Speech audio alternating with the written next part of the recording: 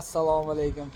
Mana nima deydi, Rustam aka respublikamizda eng ilg'or elektriklardan ham o'qigan. Reklamni banner tashlagan. Elektro Group respublikadagi eng yaxshi elektriklarni yiqqan va doimiy seminarlar olib borib yuradi. Mana Elektro Doktor.uz Instagramlari. Rustam akani mana elektromobilga zaryadlash qurilmalarini o'rnatish. Linux ishlatamiz bu safar mana xudo xolasa akadan bizga podarka. Nima deysiz Rustam aka, elektriklarimiz saviyasi oshyaptimi yo'qmi? Albatta oshyapti. Zamon talabiga qarab moslashib ketyapti, hamma borgan sari ilmini oshirib boryapti.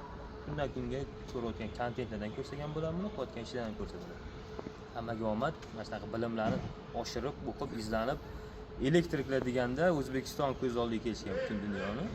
Shunaqa mutaxassislar ko'p yetib chiqsa, o'shanda hamma joyda ishimiz çok ketadi. Keyin elektromobillarda o'rnatib ketayotganlarda zaryadlash qurilmasini o'rnatayotgan qanaqa muammolar ko'p uchrayapti? Xo'p, elektromobilni zaryadlash qurilmasini o'rnatib ketayotganlarda muammo, o'rnatib ketayotgan elektriklarda muammosi o'tkazgichlarni noto'g'ri tanlashi, himoya vositalari, ayniqsa avtomatlarni noto'g'ri va zazimlana masalalarga kamdan kam e'tibor beriladi. Keyin kuchlanishi inobatga olmasdan turib stabilizatorlarni ham noto'g'ri tanlagan holatlar bo'ladi.